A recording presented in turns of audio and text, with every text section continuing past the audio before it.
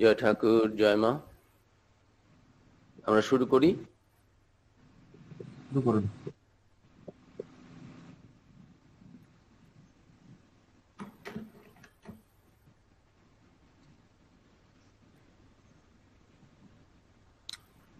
ওম আসতো মা সদ্গময় তমসো মা জ্যোতির্গময় মৃত্যুর্মা অমৃতঙ্গময়।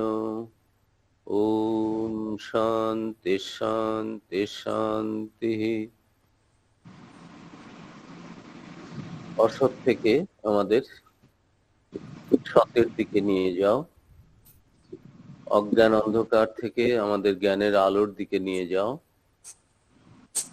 মৃত্যু থেকে আমাদের অমৃতত্বের পথে উত্তীর্ণ করো। ওম শান্তি শান্তি শান্তি। শুভমস্তু। নমস্কার সবাইকে। শুভ দীপাবলির বিলেটেড শুভেচ্ছা। আশা করি আপনারা সকলে ভালো ছিলেন। এই ফেস্টিভ পিরিয়ডে সকলের মনেই একটা আনন্দ উৎসব, মায়ের আগমনে আপনারা সবাই ভালো ছিলেন এই আশা করব, মায়ের কৃপা, এবং ভবিষ্যতেও সবাই আনন্দে থাকুন, ভালো থাকুন। অনেকদিন পরে আমাদের আবার আজকে আমি দেখতে পাচ্ছি 23 মে লাস্ট আমাদের হয়েছিল এই বেদান্ত কৃষি না বিবেক চূড়ামণি নিয়ে আলোচনা। আমরা 23 নম্বর শ্লোক অবধি একটু পাঠ করেছিলাম। আজকে 24 থেকে শুরু করব, just to continue a little, পূর্বানুবৃত্তি একটুখানি। যে আচার্য শঙ্কর বলছিলেন যে হ্যাঁ দেখো, তোমরা তো এই যে এই বইটি যে পাঠ করবে, কেন প্রত্যেকটি বই পাঠ করার জন্য একটা উদ্দেশ্য থাকবে, তো এটা পাঠ করলে কি হবে? শব্দ ঠিক আছে? আমার আজ ঠিক আছে। আচ্ছা, তা এটা পাঠ করার জন্য যারা এই ব্রহ্মজ্ঞান লাভ করেছেন তারা কিন্তু বলেছেন চারটে জিনিস কিন্তু তোমাদের চাই। সাধনানি অত্র চত্বারি কথিতানি মনীষীভি। মনীষী যারা আমাদের আগে আমাদের পূর্বপুরুষরা বা অলরেডি যারা জ্ঞান লাভ করেছেন, যারা মনীষী, সত্যদ্রষ্টা যারা, তারা বলছেন তাদের অভিজ্ঞতা থেকে যে চারটে জিনিস কিন্তু খুব দরকার এই সাধন পথে যেতে হলে। যদি তোমরা সেই ব্রহ্মাত্মক্য যদি খুঁজতে চাও, তোমার এই জীবাত্মা এবং সেই পরব্রহ্মণ, এই দুটো একই জিনিস, এটাই তো আমরা অনুভব করতে চাই। ঐক্য, একেবারে আইডেন্টিটি, এটা আমরা দিস টু আর আইডেন্টিক্যাল, এটা দুটো নয় অ্যাকচুয়ালি। কসমিক ব্রহ্মণ আর আমাদের এই ইন্ডিভিজুয়াল ব্রহ্মণ, জীবাত্মা এবং পরমাত্মা, এই দুটো আলাদা নয়, কারণ দুটো জিনিস নেই এই বিশ্বে, এই ব্রহ্মাণ্ডে। তো সেক্ষেত্রে তো যারা এটা লাভ করতে চাচ্ছ, দেখো, you have to have 4 things practised. তোমাদের জীবনে চারটে জিনিসের অভ্যেস তোমাদের করতে হবে, তাহলে এই ব্রহ্মজ্ঞানটি পাবে। যে সত্যকে জানার জন্য, অনুভব করার জন্য তোমরা এই বইটি পড়ছো, সেটা সদর্থক হবে, সফল হবে।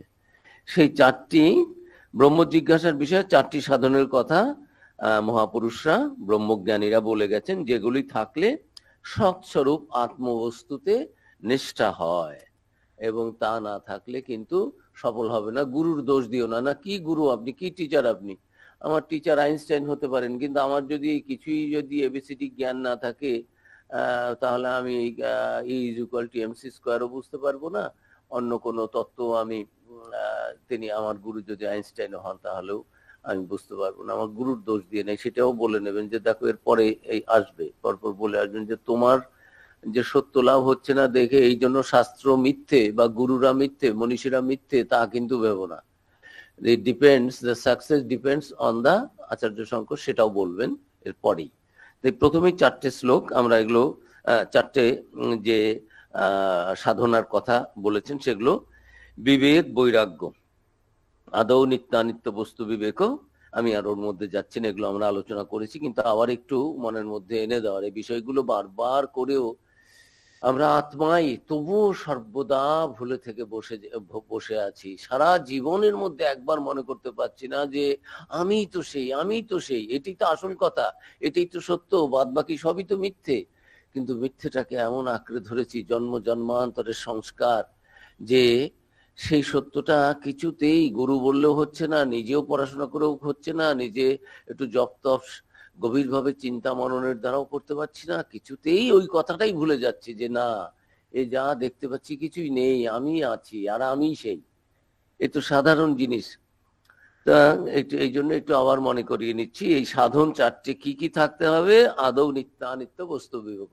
আদিতে এই যে নিত্য এবং অনিত্য জিনিসের বিবেক, এই বস্তু কোনটা নিত্য কোনটা অনিত্য এই বিষয়ে বিবেক একটা স্পষ্ট ধারণা থাকবে সেটা। তারপরে হচ্ছে বৈরাগ্য দুটো, তারপরে সমদমাদি শতক সম্পত্তি তিনটে, চতুর্থ হচ্ছে মুমুক্ষুত্ব। 1 নম্বর বিবেক থাকতে হবে, 2 নম্বরে বৈরাগ্য থাকতে হবে, 3 নম্বরে হচ্ছে ষটক সম্পত্তি। ষটক সম্পত্তি আমরা এখন করছি, বিবেক পড়েছি, আমরা বৈরাগ্য পড়েছি, ব্রহ্মসত্যং জগন মিথ্যা, এটা হচ্ছে বিবেক।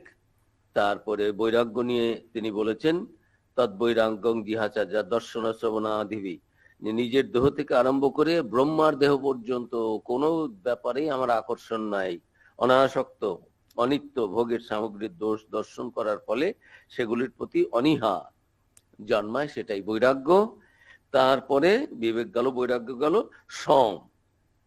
সমটা কি? সমুচ্চতে স্বলাক্ষে নিয়তাবস্থা মনস সমুচ্চতে, প্রতি মুহূর্তে বিষয় সমূহে দোষ দেখতে পাওয়ার ফলে বিষয়ে যে বৈরাগ্য আসে তা থেকে মনের লক্ষ্যস্থলে মনকে সংযত করা, মনকে সংযত করে ব্রহ্মে নিশ্চল স্থিতি লাভ করা, এর নাম সম।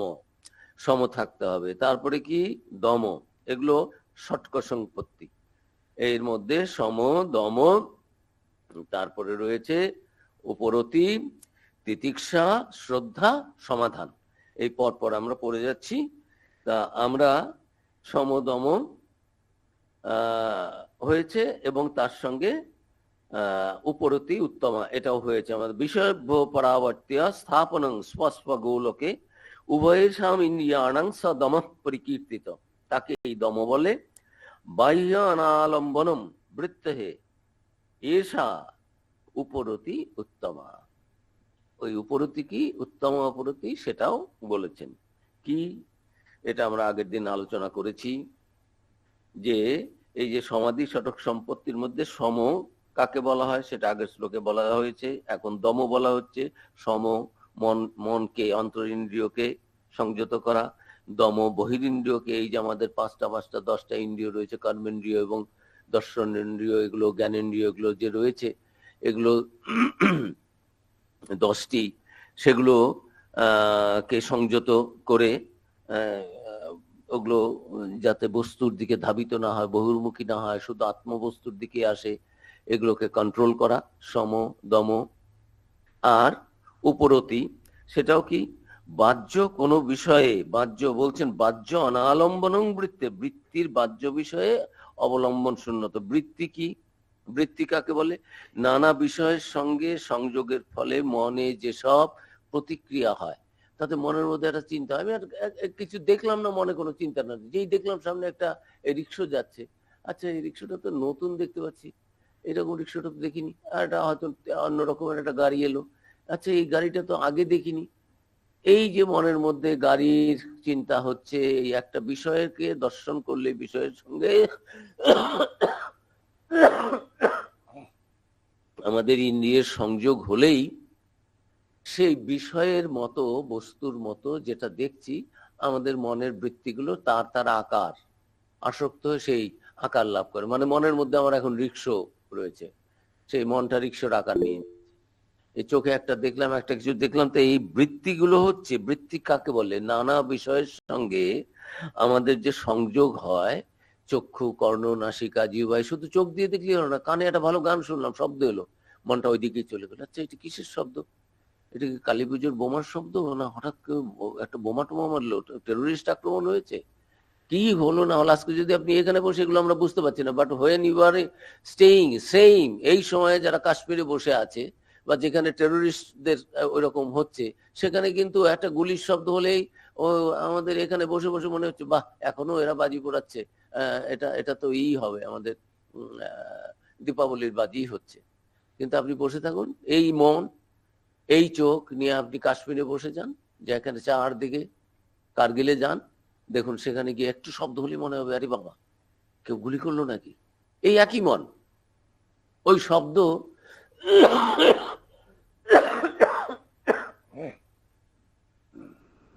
এই শব্দ শুনেই আমাদের ইন্দ্রিয়টা মনের মধ্যে এই যে তরঙ্গ হলো, ইন্দ্রিয়ের সঙ্গে সংযোগ হলো, সেই শব্দকে শুনলাম, কানের মধ্যে দিয়ে এলো, মন তার মধ্যে যুক্ত রয়েছে, এই মনের মধ্যে এখন সেই সংস্কারগুলো আসছে, এই নানান রকমের চিন্তা ভাবনা উপস্থিত হচ্ছে, এগুলো হচ্ছে বৃত্তি। বৃত্তি কি? নানা বিষয়ের সঙ্গে সংযোগের ফলে মনে যেসব প্রতিক্রিয়া হয়, তার থেকে মনের মধ্যে যে বিশেষ বিশেষ প্রবণতার সৃষ্টি হয়, সেগুলো ওকে বৃত্তি বলে। এখন উপরতিটা কি? উপরতি হচ্ছে যে বাহ্য বিষয় অনালম্বনম বৃত্তি। বৃত্তি যে বাহ্য বিষয়, সে ব্যাপারে কমপ্লিটলি অবলম্বন শূন্যতা। আমার মন আমার ইন্দ্রিয় সেগুলোর দিকে যাবেই না, তার কারণ মনকে তো আমি সম সম হচ্ছে মনকে দমন করা, দমন হচ্ছে ইন্দ্রিয়কে, বহিরিন্দ্রিয়গুলোকে, আমার অন্যান্য ইন্দ্রিয় যেগুলো রয়েছে, কর্মেন্দ্রিয় জ্ঞানেন্দ্রিয় 10টি, এই যে 5টি কর্মেন্দ্রিয় বাক পানি পাদ উপস্থ বায়ু, এবং 5টি জ্ঞানেন্দ্রিয় চক্ষু কর্ণ নাসিকা জিহ্বা ত্বক, এগুলো এই যে 10টি আমাদের সারাক্ষণ বিষয়কে ভোগ করাচ্ছে, অথবা কষ্টও পাচ্ছি সবসময়। যে এই ইন্দ্রিয়গুলো দিয়ে আমরা আনন্দ করে উপভোগ করছি তা নয়, বহু সময় এই এক জায়গা দিয়ে যাচ্ছি, তীব্র বাজে গন্ধ ঢুকছে, আমি বন্ধ করতে পারছি না, সেই গন্ধটাও কিন্তু আমাকে সহ্য করতে হচ্ছে, আমি চাই না চাই, এই ইন্দ্রিয় দিয়ে আমি সেটা নাক দিই। কাজে সবসময় যে আমরা আমাদের ইন্দ্রিয়গুলো দিয়ে খুব উপভোগী করছি তা নয়, কষ্টগুলো এই ইন্দ্রিয়র মধ্য দিয়েই আসছে আমাদের। তা এই 10টি যে ইন্দ্রিয় রয়েছে সেগুলোকে দমন করা, সেটা হচ্ছে দম। সম হচ্ছে মনকে দমন করা, দম হচ্ছে ইন্দ্রিয়গুলোকে দমন করা। এগুলো পরপর বলে যাচ্ছেন, যেগুলো কিন্তু চাই, এগুলো না থাকলে কিন্তু তুমি সেই ব্রহ্ম বস্তুকে উপলব্ধি করতে পারবে না। এগুলো হচ্ছে তোমার বেসিক কোয়ালিটিস, যেগুলো তোমাকে চাই। এগুলো আমরা বলি না, তুমি পরীক্ষা দিতে এসছো, তোমার মিনিমাম কোয়ালিফিকেশন এগুলো এগুলো চাইতে। মিনিমাম কোয়ালিফিকেশন হচ্ছে আমাদের সম দম থাকতে হবে, বিবেক বৈরাগ্য থাকতে হবে, আর তারপরে উপরতি থাকতে। উপরতি কি? যে এই যে কিছু শুনলাম, কিছু দেখলাম, কোনো একটা স্পর্শ পেলাম, সঙ্গে সঙ্গে আমার মনের মধ্যে যে সেটা ত্যাগ করার বা সেটাকে গ্রহণ করার, ভোগ করার, আনন্দ করার একটা যে মনের মধ্যে যে বৃত্তির সৃষ্টি হয়, সেটা মনে কোনো বৃত্তির অবলম্বন হবে না, মনের মধ্যে কোনো বৃত্তি থাকবে না, আসবে না।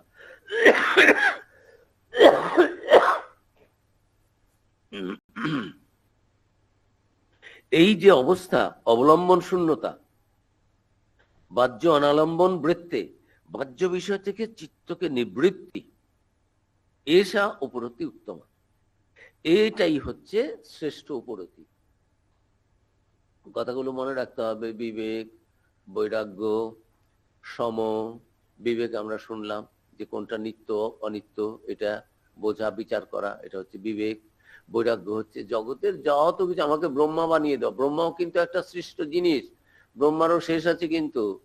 এই যে আমরা বলি না ব্রহ্মা সৃষ্টিকর্তা, তিনিও কত কত বছর, 1 লক্ষ বছর, 2 লক্ষ বছর, 5 লক্ষ বছর, একটা কিছু টাইম আছে, সেই টাইমের পরে এই ব্রহ্মা আবার চেঞ্জ হয়ে যাবেন। These are all post. কাজেই তারপরে যদি তাকে আবার ব্রহ্মা হতে হয়, আবার সেই মনুষ্য শরীরের সাধন, ভজন, প্রার্থনা, ত্যাগ, তিতিক্ষা, তপস্যা, এগুলো করে যে আমরা যা করছি, যেগুলো করার কথা বলা হচ্ছে, এগুলো করে তারা আবার সেই অবস্থায় যেতে পারেন। আমি আপনিও ব্রহ্মা হতে পারি, যদি তপস্যা আমাদের থাকে, তাহলে সেই অবস্থা প্রাপ্ত হতে পারি। কিন্তু তুমি যদি জ্ঞান লাভ করতে চাও, এটা বলছে ব্রহ্মাও আমি হতে চাই না। মাগো, ভাবলাম কমে যাবে। ও বাবা,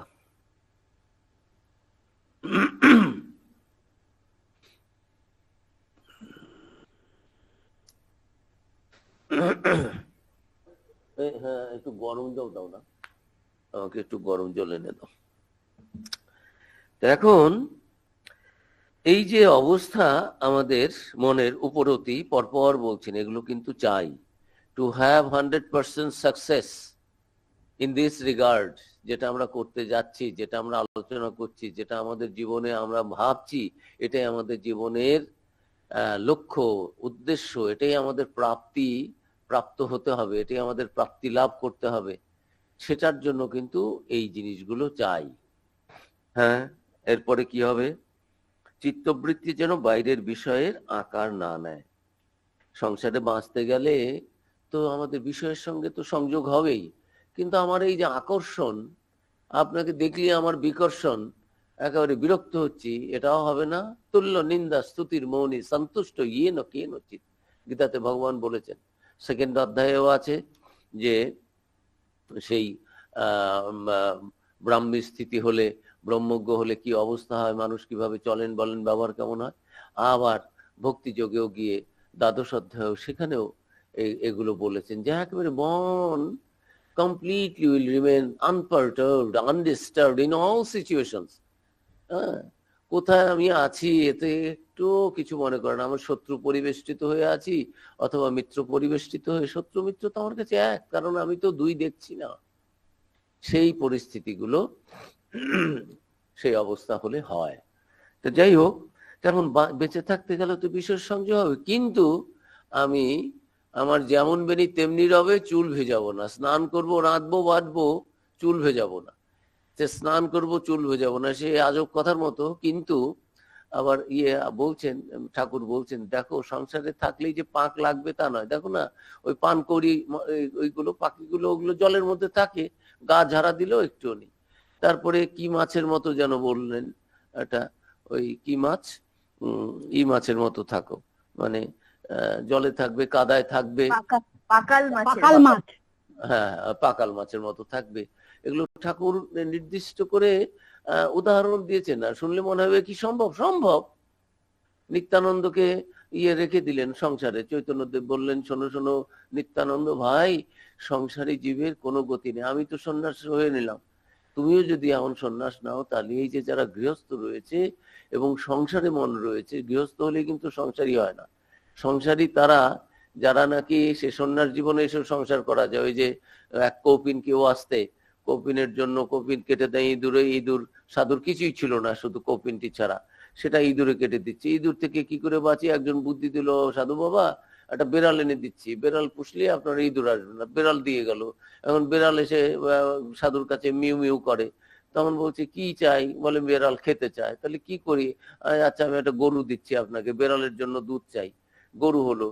এখন গরুকে আবার বাঘ তাড়া করছে, বাঘ তাড়া করার জন্য মানুষ চাই, এটা ওটা, শেষে দেখা গেল পুরো সংসার, যদিও সে একজন জঙ্গলেই রয়েছে সন্ন্যাসী। কাজী সংসারীকে, যার মনের মধ্যে এই সংসার ঢুকেছে, সেই হচ্ছে সংসারী। যেটা নাকি সাধারণত আমরা ধরে থাকি যে গৃহস্থ মানুষদের মধ্যেই হবে, তারা চারদিকে নানা রকম তাদের বদ্ধ পরিবেশের মধ্যে, আকর্ষণের মধ্যে, চারদিকে রয়েছে প্রলোভনের মধ্যে।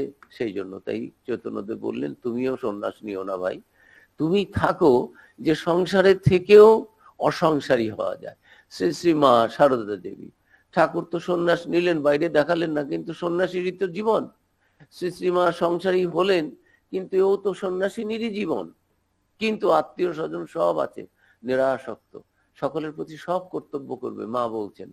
কিন্তু ঠাকুরও বলেছেন, কিন্তু মন এক ঈশ্বরে রাখবে, ভগবানকে রাখবে। আর সংসারে এদের প্রতি রাখতে পারো ভগবান জ্ঞানে, সেটাই বলছেন সাধনা।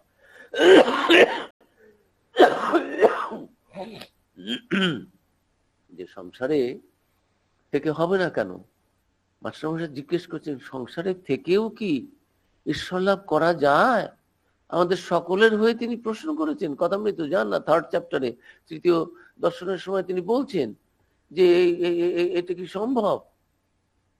বলছে যে হ্যাঁ, হবে না কেন বাবা, তাও সম্ভব, অবশ্যই শ্রীরামকৃষ্ণ বলছেন। কিন্তু এই যে অবশ্যই সঙ্গে এই যে সম দম বিবেক বৈরাগ্য উপরতি এগুলো থাকতে হবে। ডোন্ট আমি একদিক নেবো আর একদিক করে, ঠাকুর বলেছেন হলো না তো, ঠাকুর বলেছেন যে হ্যাঁ জল তো ঢালছো, জলের ওই দিক দিয়ে ফুটোটা যে বন্ধ করো না, এই ফুটো দিয়ে যে সব বেরিয়ে যাচ্ছে, তাহলে কি করে হবে? এই ফুটো বন্ধ করা হচ্ছে বিবেক বৈরাগ্য, সম দম ও উপরতি। এরপরে আমরা পরেরটায় আসবো। এই উপরতি অবধি আমরা পড়েছিলাম যে এই চিত্তবৃত্তি যেন বাইরের বিষয়ের আকার না নেয়, চিত্তবৃত্তি বাইরের জগতের বিষয়কে অনুসরণ করবে না। আমি দেখেছি একটা ফটো দেখলাম, কিন্তু আমার মন আর ওইদিকে আকৃষ্ট হলো না। একটা শব্দ শুনলাম, একটা গান হলো, কত বড় গান হয়ে যাচ্ছে, হলিউডি গান, বলিউডি গান, টলিউডি গান, এ সমস্ত তো হচ্ছেই, চারদিকে পাগল করে দেবে। বাচ্চা বাচ্চা ছেলে মেয়েগুলোদের আমরা দোষ ধরি, ওদের কি দোষ?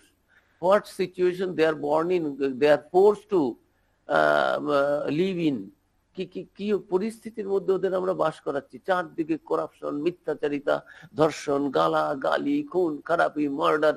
নেতাগুলো কি সব বক্তৃতা দিচ্ছে সেগুলোই তো আমাদের শুনতে হয়।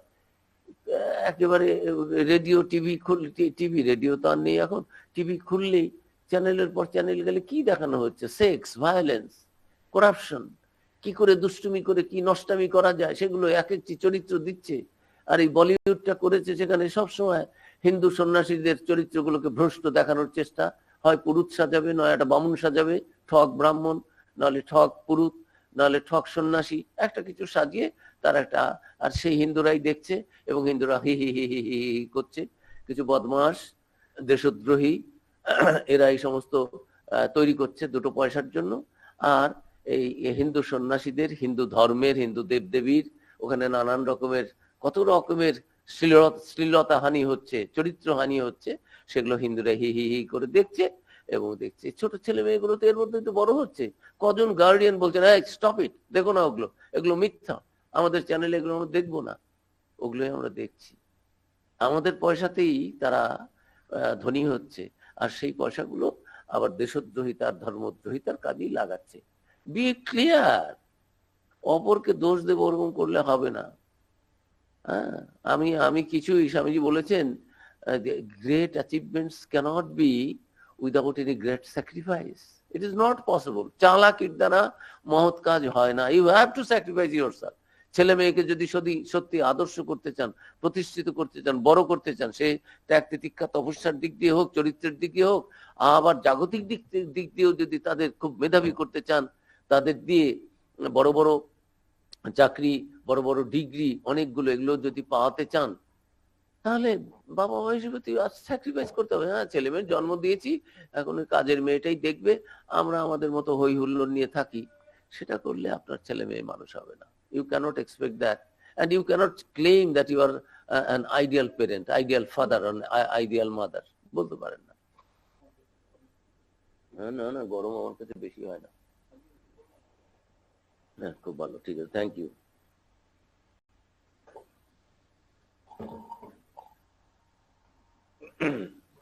খুব ভালো গরম। এখন চিত্তবৃত্তি বাইরে তো যাচ্ছেই, আমাদের বড়দের মন কি চঞ্চল করছে, ছোট ছোট ছেলে মেয়েরা কি করবে চারদিকে। গ্রামের দিকে বরং একটু ছিল, এই যে বনে জঙ্গলে সাধুরা জপ তপ করতে যায়, কেন যায়? সে বন জঙ্গলটাও আজকাল আর শুদ্ধ নেই। দেবভূমিতেও নানান রকম হচ্ছে।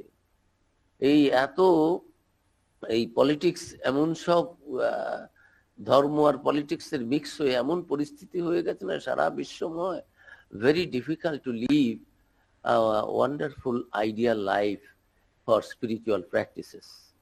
কিন্তু এর মধ্যে করতে হবে, জগৎটা তো তার, তিনিই তো করাচ্ছেন। তিনি যেমন এগুলো, আবার এই যে মুখ দিয়ে তো বলছিও এগুলো, যে তোমার তো বিবেক দিয়েছি বাবা, বৈরাগ্য দিয়েছি, লোভনীয় জিনিস, মোহনীয় জিনিস, আকর্ষণীয় জিনিস, হ্যাঁ, তো এগুলো রেখেছি কিন্তু সেডিউস করার জন্য, কিন্তু অ্যাট দ্য সেম টাইম তোমার ভেতরে তো বিবেকও দিয়েছি। হ্যাঁ, না, তুমি কেন করতে পারছো না? এর মধ্যেই তো সাঁতরাবো, জল থাকবে না, এ হবে না। একটু জল টল প্রথম এক আধ ঢোক আমরা খেয়েছি, প্রথম যখন জলে সাঁতার শিখি, জোর করে ফেলে দিচ্ছে জলের মধ্যে, সাঁতরাও, নিজে নিজে সাঁতরাও, জল খেয়েছি। কিন্তু এখন কি খাবো? তো প্রথম ওগুলো হয়, স্যাক্রিফাইস একটু করতেই হবে। ওই ওই কি, যত যত গুড় তত মিঠে। দামি জিনিসের মূল্য তো দাম দিয়ে মেটাতে হবে। তো তো যাই হোক, এই উপলব্ধিটাও এরকম যে আমরা সংসারে থাকবো, কিন্তু জাগতিক জিনিসগুলোর দিকে মন যাবে না। চৈতন্যদেব বললেন, উনি থেকে নিত্যানন্দ দেখালেন। মাস্টারমশাই সন্ন্যাস নিতে চেয়েছিলেন, যে আমার ছাত্ররা তারাও তো বিয়ে থা করে সংসার করেছে, তারাও তো সন্ন্যাসী হচ্ছে, রাখাল, তারপরে তারক, ওরা তো সংসার করেছে, যোগেন। তো তাহলে আমাকে কেন মানা করছেন আপনি, কেন আমাকে, আমি সন্ন্যাস নেবো? আমি, ঠাকুর বললেন, না, তুমি ওই সংসারে থাকো, তোমার ওখান থেকে। তাহলে ওদের কেন? বল না, ওদের বাইরেও বৈরাগ্য, ভেতরেও গেরোয়া, বাইরেও গেরোয়া। তা আমার, ওই তোমার বাইরে এরকমই থাকুক, সংসারের বেশি থাকুক, তোমার ভেতরে গেরোয়া মানে ত্যাগ, তোমার ভেতরে গেরোয়া, তুমি গেরোয়া নিতে চাচ্ছ, আমার কাছে প্রার্থনা করছো। ওই মনটাই তো আসল, মনের মধ্যে আমি ঢুকতে দেব না সংসারটাকে। বৃত্তি, মন থেকেই তো বৃত্তি হচ্ছে। যোগা, ওই যে কর্মসু কৌশলম, আবার যোগ চিত্তবৃত্তি নিরোধ। ওই পাতঞ্জলি যোগসূত্রে রয়েছে যোগ চিত্তবৃত্তি নিরোধ। এই যে চিত্তের বৃত্তি, সেটা নিরোধের নাম যোগ। এই যোগ না হলে, এই পাতঞ্জলি এখানে এসে গেল, তাহলে এই জ্ঞান লাভ হবে না, পরম বস্তু লাভ হবে না, আত্মবস্তু অনুভব করতে পারবো না। কাজেই এই কয়েকটা জিনিসে we have to be very clear. তো প্লিজ আপনাদের মাইক গুলো একটু বন্ধ করে নিয়ে কথা বলুন। Those who want to talk yourselves family matters, please switch off your mics. ওগুলো আমাদের শোনাবেন না এখন, একটুখানি সময় দয়া করে ওগুলো আপনাদের কাছেই রাখুন। বলছি যে ভিডিওটা অফ করুন আপনি, আপনার সংসারে অনেক কিছু কষ্ট, ওটাই তো পরীক্ষা। এই যে খালি ঠাকুর বলছেন, মা বলছেন, বাবা আমরা কি রসগোল্লা খেতে এসেছি? মায়ের জ্বর হয়েছে, দীক্ষা দিতে দেবে না, দীক্ষা দিলেই শরীর আরো খারাপ হয়ে যায়, সব ভক্তদের পাপ তাপ এসে যায়। প্রণাম করতে দেন, শারদানন্দজি বলছেন, না আমাকে কাউকে প্রণাম করতে দিও না, দীক্ষা বন্ধ। তখন মা বলছেন, আরে শরৎ কি জানে, আমাদের তো ওই জন্যই আসা, কি রসগোল্লা খেতে খাওয়ার জন্য আসা? শরীর তো যাবেই, ও এসেছে এত দূর থেকে, আমি দীক্ষা দেবো, শরৎ কি জানে? কতগুলো জিনিসে আমাদের খুব ভেরি ক্লিয়ার আন্ডারস্ট্যান্ডিং থাকতে হবে, যে যদি সত্যি এই জিনিসগুলো আমাদের জীবনে কিছুটা অনুভব আয়ত্ত করতে হয়, তাহলে আমাদের একটু বিবেক, একটু বৈরাগ্য, একটু উপলব্ধি, এগুলো প্র্যাকটিস করলে, আর প্র্যাকটিস করলে তারপরে স্বামীজি বলছেন 12 বছর যদি কেউ সত্য কথা বলে, তার মুখ দিয়ে আর মিথ্যে কথা বেরোয় না। 12 বছর ব্রহ্মচর্য অবলম্বন করে থাকলে তারপরে তার তার আর হয় না, তার আর কখনো তার একটা মেধা নারী খুলে যায়, ওজস হয়। একবার যা শুনবে, একবার যা দেখবে, হয়ে গেল। আর মন, ঠাকুর ওই গানগুলো, যাত্রাগুলো, তখনকার দিনে কয়েক ঘন্টা করে রাত্রিবেলা যাত্রা বলা হতো। মেয়েরা হয়তো যেতে পারেনি, যে বাড়ির মেয়েরা, তারা বললো গদাই এসে পুরো যাত্রাটা এনঅ্যাক্ট করে, নিজেই অ্যাক্ট করে, সেই রকম করে শুনিয়ে দিত, একেবারে ভারবাটিম ডায়ালগ গুলো কি কি রয়েছে ওখানে, সেগুলো সব শুনিয়ে দিচ্ছে। এইরকম ছিল ঠাকুরের মেমোরি। স্বামীজি কে জিজ্ঞেস করেছেন, আমেরিকায় যখন স্তোত্রগুলো খুব সুললিত ছন্দে তিনি আবৃত্তি করছেন, বলছেন, Swamiji how could you learn all this things, কি করে শিখলেন এত সুন্দর করে আপনারা? বলছে, আমার মা পাঠ করতেন, আমি শুনতাম। মা পাঠ করছেন, ওনার শোনা হয়ে গেল, পড়া হয়ে গেল, মেমোরিতে গেঁথে গেল। মাস্টারমশাই এসছেন, বলছে, না আমি শুয়ে থাকবো, ছোট ছেলে, আপনি পড়ুন। মাস্টারমশাই পড়লো, চেয়ারে বসে বসে ছোট্ট বিলে বিছানার উপর শুয়ে থাকলো, কানে গেল কথাগুলো, ব্যাস হয়ে গেল পড়া। এগুলো হচ্ছে এই মনের একাগ্রতা, চিত্তের পবিত্রতা।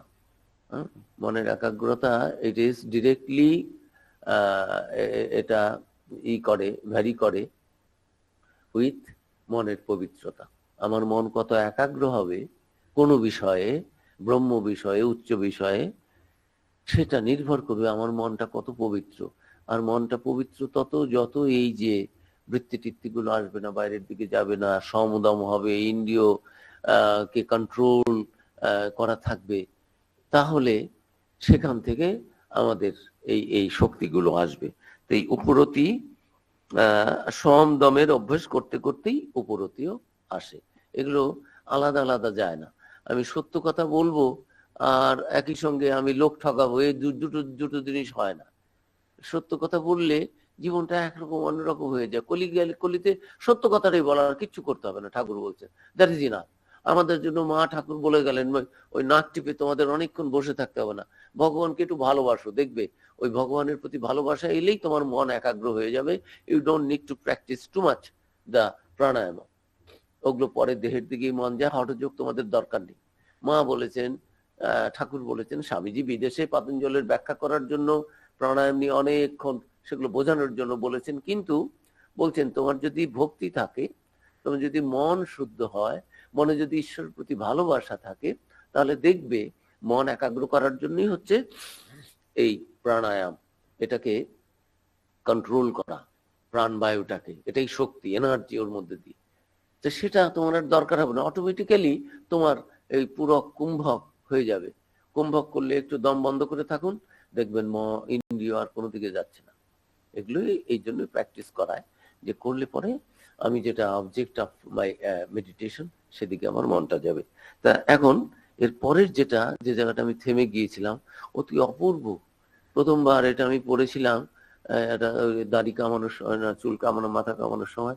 আমি তখন ব্রহ্মচারী, বেশ একটা কাগজ হাত দিয়েছে, তারপরে দেখলাম আরে এটা তো এইখানটা পূর্ণ রয়েছে, এর অর্থটা সহনং সর্বদুঃখানাম অপ্রতিকার পূর্বকম চিন্তা বিলাপরহিতং সা তিতিক্ষা নিগদ্যতে।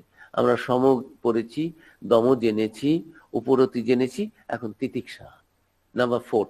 এই যে ষট সম্পত্তি, 6টি সম্পত্তি মিলে একটা আইটেম করেছেন আচার্য, যে বিবেক, বৈরাগ্য, ষট সম্পত্তি 3rd, 4th মুমুক্ষুত্ব, মুক্তির ইচ্ছা। তো এখন এই ষট সম্পত্তির যেটা চতুর্থ, এটা অপূর্ব একটা জিনিস। মা যার উপরে বলেছেন, বাবা সূর্যের সমান ধন নেই, আর সূর্যের সমান গুণ নেই, আর ইয়ের সমান সেলফ কন্টেন্টমেন্ট, ওই কি ওটা, মানে মনটা ই হয়ে যায়, সন্তোষ, মহারাজি সন্তোষ, সন্তোষ, খুশি, হ্যাঁ থ্যাংক ইউ, খুশি। এই যে সন্তোষ, আমার সন্তুষ্টির সমান ধন নেই। আমি একটা এক মুঠো ভাতেই আমি খুশি, সন্তোষ। আমার জগৎ তো দরকার নেই, সোনার ভাত তো আমি খাবো না, আমার একটু এক মুঠো ভাত হলেই হলো, আমি একটা রুটিতেই খুশি, আমি কিছু না পেলেও খুশি। সন্তোষের সমান ধন নেই, ওটাই তো বড় ধন। কিছু না পেয়েও আমার মন খুশি, এর নাম সন্তোষ। আর অনেক পেয়েও কত কিছু দিচ্ছে, তাতে মনে হচ্ছে এটা দিল না, এটা দিল না, এইটা দিল, এই কম দামিটা দিল, বেশি দামি দিল না, এরকম একটা জেল জেলে গামছা দিল, এরকম একটা ধুতিটা দিল, এইরকম কম দামি ফল দিল। আরে আমার একটা কিছু খেতে হবে, ফল খেয়েছি, পেট ভরে গেছে, আমার নিউট্রিশন যেটা নেওয়া দরকার, what is necessary for my sustenance of my body, I have got it, thank you, হয়ে গেল। না, আমি এটাতেও খুশি নেই। কোন জায়গার আপেল দিয়েছেন, না না এটা কাশ্মীর থেকে আনতে হবে, কোন জায়গার গোলাপ, বাসরার গোলাপ দিতে হবে, বাসনার শেষ নেই। তাই যোগা ওই চিত্তবৃত্তি নিরোধ, চিত্তের মধ্যে দ্বিতীয় কোনো আকাঙ্ক্ষা, আকর্ষণ, বস্তুর কোন রকম আকৃতি মনের মধ্যে থাকবে না, বৃত্তিতে আসবে না, মনের কোনো রুডিমেন্টেশন ওর মধ্যে হবে না, র্যামিফিকেশন আসবে না। তো এখন বলছেন সহনং সর্বদুঃখানাম, এই চতুর্থটি হচ্ছে তিতিক্ষা, অপূর্ব। সহনং সহ্য করা, সর্বদুঃখানাম সব রকমের দুঃখ, অপ্রতিকারও পূর্বক, কোনো প্রতিকারের চেষ্টা করব না। আমাদের কেউ গালি দিল, আমি ভাবলাম লোকটার সঙ্গে আমি কি, অভদ্র অসভ্য লোকের সঙ্গে আমি কি কথা বলবো, বললাম না, উত্তর দিলাম না, ঠিকই আছে। কিন্তু পরক্ষণই আরেকজন ভক্ত পেলাম, বা আমাকে যিনি অ্যাডমায়ার আমার, তাকে বললাম যে দেখুন এই যাচ্ছিলাম, ওই লোকটা এমন অসভ্য, কি বাজে বাজে কথাগুলো বলে গেল, কেন মানে আপনি কি করেছেন? আমি কিছুই করিনি, কিন্তু এগুলো বললে এই যে বিলাপ করছি। কিন্তু শাস্ত্র বলছে না, তুমি বিলাপও করবে না। সহনং সর্বদুঃখানাম, যে কোনো রকমের দুঃখ, 3 রকমের দুঃখ আছে আমাদের, আদি দৈবিক, আদি ভৌতিক, আধ্যাত্মিক, বলবো। তা এখন এই 3টে দুঃখই আমরা অবসহনম সর্বদুঃখান অপ্রতিকারও পূর্বকম, কোনো প্রতিকারের চেষ্টাও করব না, চিন্তাও করবো না এই নিয়ে। বিলাপ, এই দেখো আমাকে এই করেছে সেই করেছে, ও গো কি খারাপ মানুষ গো, আমার এই ক্ষতি করে দিল গো। আমি তার সঙ্গে ঝগড়া করলাম না, কিন্তু অপরের কাছে ডেকে নিয়ে হাজারটা নালিশ করছি, হাজার রকমের বিলাপ করছি, অথবা ডেকে নালিশ করছি না, নিজে একটা সিন ক্রিয়েট করে দিলাম। হ্যাঁ, আমাকে এরকম করে অপমান করলো, আমি কিছুই করিনি, আমি এত ভালো, এমন কিছু, আমাকে গালি দিল, আমাকে অমুক করলো, আমাকে বাসস্থান ছাড়া করলো। কত রকমের ভাবে বিলাপ হতে পারে। তা শাস্ত্র বলছেন, আচার্য শঙ্কর বলছেন তিতিক্ষাটা কেমন? তিতিক্ষা হচ্ছে কোন রকম চিন্তা ভাবনা বা বিলাপ না করে সব রকমের দুঃখকেই গ্রহণ করে নেওয়া এবং বিনা বিনা প্রতিকারে তাদের সহ্য করা। আমরাও সহ্য করি, এখানে কথা বললে মুশকিল আছে, অত বড় ক্ষমতাশালী লোক, ঠিক আছে কিছু বলবো না এখানে, আচ্ছা এখানে এরকম একটা বদমাশ লোক মাস্তান, বলবো না কিছু। এটা আমি এখন বিদেশে আছি, এখানে চারদিকে অন্য রকমের মানুষ, অন্য ভাবের, অন্য ধর্মের, অন্য দর্শনের, অন্য চিন্তার। This is not an ideal situation. আমাদের অনেক সময় এই আমেরিকাতে খুব রয়েছে, ওই আসলে স্বামীজির আসার পর থেকে এগুলো হয়েছে যে ওই ওই একটা অল ফেইথ ফোরাম, সব ধর্মের একটা এই মাসে মাসে 2 মাস অন্তর 6 মাসে বিভিন্ন সংগঠন রয়েছে, একটা ইন্টারফেইথ টক এরকম করে, ভালো, সেগুলো ভালো, কিন্তু ওই সাজানো কয়েকটি কথা টেবিলে বললেই তো হবে না। হ্যাঁ, যে what you speak here, why it is not reflected through the behavior of your followers। এখানে বসে বসে তো খুব ভালো ভালো কথা বলে যাচ্ছেন সব ধর্মের নেতারা, why the same mentality, the same behavior is not expressed, shown through the devotees, followers of your faith? এই হচ্ছে আসল কথা। কজন সেই নিজের একেবারে এইরকম উদার হয়ে যেতে পারে? সেই জন্যই তো স্বামীজির ওই আমেরিকার বক্তৃতার পরে রোমানোলা বলেছিলেন, all the participants they spoke of their own gods and goddesses, but it was he, Swami Vivekananda, who spoke of the gods and goddesses of all religions. স্বামীজির বক্তৃতা শুনে মানুষ বুঝতে পারতো না, Swamiji, what religion actually you belong to, you are representative of? Swamiji বলতেন, truth is my religion and universe my country। Annapurna স্তোত্রের শেষ দুটো লাইন রয়েছে, মাতা মে পার্বতী দেবী পিতা দেব মহেশ্বর বান্ধব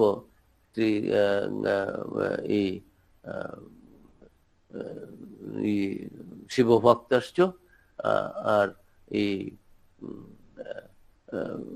বাসস্থান ত্রিভুবন, ত্রিভুবনটাই হচ্ছে আমার বাসস্থান, আর যারা যত ভক্ত রয়েছে তারাই হচ্ছে আমার সব আত্মীয় স্বজন, আর আমার মা পার্বতী দেবী আর পিতা দেব মহেশ্বর, বাবা মহেশ্বর। বিশ্বের কারোর প্রতি কোনো নিন্দা নেই, সেই অবস্থায় মন, সেই অবস্থায় সবাইকে যেতে হবে, ঠিক ঠিক সাম্যাবস্থা, তাহলে আবার সত্য যুগ আসবে। সত্য যুগে কি ছিল? কাউকে ছোট না ভাবা, প্রত্যেকের মধ্যে ডিভিনিটি রয়েছে, we are all have been aware of that. ঋষি মুনি তাদের জীবনগুলো, একটু উপনিষদ পড়ুন, আজকে আমাদের পাঠের আলোচনা যদি আসে ওখানে বলার চেষ্টা করব। তত্ত্বমসি শ্বেতকেতু ছেলেকে পাঠিয়েছেন ইয়েতে গুরুগৃহে, বাবাও একজন ঋষি, তিনিও জ্ঞানী, কিন্তু তবুও সন্তানকে পাঠিয়েছেন, যাও গুরুগৃহে গিয়ে 12 বর্ষ তুমি তার কাছে পাঠ নাও, তারপরে সত্যকে জেনে তারপরে তুমি আবার আমার কাছে ফিরে আসবে। 12 বছরে গেছে, 24 বছরে ফিরে এসেছে, দেখছে অনেক বেদ উপনিষদ পড়েছে, তার জন্য ছেলের মধ্যে খুব অহংকার হয়েছে। তাই তিনি ছেলেকে বললেন, হ্যাঁ আচ্ছা বলো তো তোমার গুরু কি কি সেই প্রশ্ন তুমি করেছিলে, তুমি সব পড়েছো? বলে, হ্যাঁ আমি সব পড়েছি, বেদ উপনিষদ সব জানা হয়ে গেছে। আচ্ছা তুমি কি এটা জেনেছো পুত্র? হে শ্বেতকেতু, হে সৌম্য, কি বাবা? যে যা জানলে সব জানা হয়ে যায়, অশ্রুতম শ্রুতম, যা জানলে অশ্রুত জিনিসও শ্রুত হয়ে যায়, অজানা জিনিস জানা হয়ে যায়, অবিবেচনার জিনিস বিবেচনা হয়ে যায়। এরকম এরকম তো তুমি কি করেছো সেরকম? তোমার মধ্যে কি সেই হয়েছে? উপনিষদে, বৃহদারণ্যক উপনিষদে এরকম রয়েছে যে তুমি যে গেছো, তুমি কি সেই প্রশ্ন করেছিলে অশ্রুতম শ্রুতম? ওই যা বললাম আমি আর কি, এই প্রশ্নটা কি তুমি করেছিলে? সে তোকে তো তখন আর উত্তর দিতে পারছে না। তো বলছি এটা কি প্রশ্ন, এটা তো ওনারা জানলে তো আমাকে বলতেন। হম যে এরকম যদি কিছু থাকতো তাহলে কি তারা আমাকে তা বলতেন না? তারা বলতেন যে তুমি সেটা সেই প্রশ্নটা করেছো। যাকে না জানলে, যাকে জানলে অজানা জিনিস জানা হয়ে যায়, অবিবেচনার জিনিস বিবেচনা হয়ে যায়, অশ্রুত জিনিস শ্রুত হয়ে যায়, তুমি কি সেই প্রশ্ন করেছো? তখন ছেলের অহংকার হয়েছে, প্রশ্ন করেছিলেন যে সেইটা তোমার হয়েছে কিনা। তখন বলছে যে না, এরকম তো আমি কিছু জানি না। আর ওনারাও যদি জানতেন, আমার গুরু, তাহলে কি আমাকে বলতেন না? তাহলে ঠিক আছে, আপনি আমাকে বলুন কি এই ব্যাপারটা।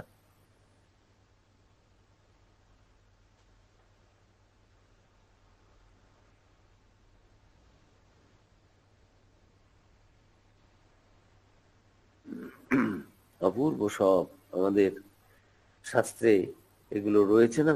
সেই সত্য যুগে বাবা মারাও এরকম ছিলেন, তারা খালি পাঠাতেন না কোথায় গিয়ে এই চুরি করে, ফাঁকি দিয়ে, নকল করে পাশ করে বেশি নম্বর পাওয়া যাবে। আর এখানে বাবা আবার ফেরত পাঠাচ্ছেন, আবার 12 বছর যাও, গো ব্যাক। উপনিষদে রয়েছে তোমার এখনো অহংকার রয়েছে। 2 ছেলে, একজনকে বললেন হ্যাঁ তোমার জ্ঞান হয়েছে, আরেকজনকে বললেন go back to your guru, you have not yet achieved the goal. তোমার এখনো জ্ঞান লাভ হয়নি, তুমি যাও, আবার গুরুর কাছে ফিরে যাও, তোমার এখনো জ্ঞান দরকার। তুমি যেটা অহংকারটা তুমি নিয়ে এসেছো, শিখে এসেছো, তুমি তো জ্ঞান শিখে আসনি। জ্ঞান বিদ্যা দদাতি বিনয়ম। তো বিদ্যা জানলে, জ্ঞান হলে বিনয় হয়। তুমি তো দুর্বিনীত হয়েছো, তোমার জ্ঞান কি করে হলো? যাও আবার 12 বছর। বাপ মারাও এরকম ছিলেন। আমরা এখন কিরকম বাপ মা দেখুন। আর সংসারটা ছেলে মেয়েদের তত্ত্বমসী শ্বেতগত এই এই যে যে তুমি আবার পুনর্বার, হ্যাঁ ভগবান আপনি আমায় পুনর্বার বুঝিয়ে দিন, তা নাহলে ছেলে বুঝলো যে নাহলে এখনই তো আমাকে আবার বলবে যাও, যে গুরুর কাছে গিয়ে আবার জিজ্ঞেস করো যে যে আপনি আমাকে সেইটা আমাকে শিখিয়ে দিন। যা জানলে সবকিছু জানা হয়ে যায়, শুনি নাই সে জিনিস শোনা হয়ে যায়, না জানি না সে জিনিস জানা হয়ে যায়, বিবেচনা করিনি সে জিনিস বিবেচনা হয়ে যায়। মানে সে আত্মাকে জানলে, তুমি তো সেটাকে জানোনি এখনো। তা সেই বাবা আবার তাকে তখন আবার বোঝালেন। তা এটাও এবং এর এর জন্য বাবা তাকে বললেন তত্ত্বমসী শ্বেতকে তো, কিন্তু সে প্রশ্ন করছে, বাবার সঙ্গে তর্ক করছে দেখে তখন বলছেন বিশ্বাস করছে না, এবং গুরুরা জানলে কি আমাকে জানাতেন না, মানে আমার গুরু কম জানেন, অবজ্ঞা করছে। তখন ছেলেকে তিনি বাবা বললেন যে সেতুকে তো আমি সেটা সে জায়গাটা করছি। তংবাচ ইয়ং বই সৌম্য সম্মিতম মণিমানং ন নিভালয়স এতস্য বই সৌম্যে সো নিম্ন এবং অহান্য গ্রোধস্তিষ্ঠতি শ্রদ্ধাস্ব সৌম্য। এই ছেলে সেতুকে তু শ্রদ্ধা অবলম্বন করো। গুরু কিছু জানেন না, সেই জন্য আমাকে জানাননি, আপনি বলুন। মানে তুমি গুরুকে ছোট করছো বাবা, তুমি বুঝতে পারোনি। আচার্য সঙ্গের এরপরে বলবেন তুমি যদি এই আত্মতত্ত্ব না কোনো না বুঝে থাকো, তাহলে সেটা কিন্তু আমার দোষ নয়, শাস্ত্রের দোষ নয়, ঋষিদের দোষ নয়, তোমার দোষ, তোমার ইন্দ্রিয়গুলোর দোষ, যে তুমি, তোমার মনের দোষ, বুদ্ধির দোষ, তুমি এখনো যোগ্য করে তাদের ট্রেন আপ করতে পারোনি। এখানে বাবাও ওইটা বলছেন যে হে সৌম্য, পিতা তাহাকে বললেন বীজের এই যে সূক্ষ্ম অংশটি দেখছো, এটা বললেন একটা বীজ নাও, এই গাছ দেখছো বটের বট গাছ, এর থেকে ছোট্ট এটা ফল আনো, ফলটার থেকে এটা ভাঙো, এটাকে বীজটাকে ভাঙো, কি দেখা যাচ্ছে না? হাঁপ হলো, তারপরে না কি হলো, না আর কিছুই দেখতে পাচ্ছি না। তখন বলছেন যে এই সূক্ষ্ম যেটা তুমি দেখতে পাচ্ছ না, বীজটাকেও ভেঙে ভেঙে ছোট করে করে কেটে কেটে আরো ছোট করো, আরো ভাগ করো। তখন বলছেন সৌম্য, হে পুত্র, এই সূক্ষ্মাংশ থেকে উৎপন্ন হয়ে এই মহাবট বৃক্ষটি এই রূপে বিদ্যমান আছে। হে সৌম্য, শ্রদ্ধা অবলম্বন করো। সেই রকম সেই আত্মা থেকে, এই পরমাত্মা থেকে এই সমস্ত বিশ্ব ব্রহ্মাণ্ড যেটা তুমি দেখতে পাচ্ছ না, সেটা সূক্ষ্মাতি সূক্ষ্ম। আমাদের উপনিষদে রয়েছে যে মহত মহিয়ান, হ্যাঁ, যত কিছু বড় আমরা ভাবতে পারি তার থেকে মহৎ বড়। আর যত অণু ছোট থেকে ছোট, তা ওই ওই ওই সমস্ত শ্লোক উপনিষদে রয়েছে। তুমি যত কল্পনা করতে পারো এর থেকে বড়, ইনফিনিট, তার থেকে আর কি বড় কল্পনা করবে, সে তো ইনফিনিট। আবার ক্ষুদ্রাতি ক্ষুদ্র, ক্ষুদ্রতম তুমি কোনো মাইক্রোস্কোপ দিয়ে, কোনো কিছু দিয়ে, ন্যানোস্কোপ টোপ দিয়ে কিছু দিয়েই দেখতে পারবে না, সম্ভব নয়। তার থেকেও ছোট, তার থেকেও ছোট সেই তিনি, তার থেকে এই সমস্ত কিছু হয়েছে। তুমি আমি সব, কাজে তুমি সেই সেই যে যাকে খুঁজছো আত্মা, সে কোথায়? তত্ত্বমসি, সে তোকে তো এই জায়গাটা, এইটা বলার আগে এই জায়গা বাবা বললেন যে দেখো বাবা, তত্ত্বমসি সে তোকে তো, কিন্তু তুমি শ্রদ্ধৎস সৌমেতি তত্ত্বমসি, তুমি সেই। এইরকম বলে তাকে উপদেশ করলেন যে সে তোকে তো তুমি সেই, যা জানার জন্য বললাম, সেই যে আত্মা, সে তো তুমি, তুমি সেই।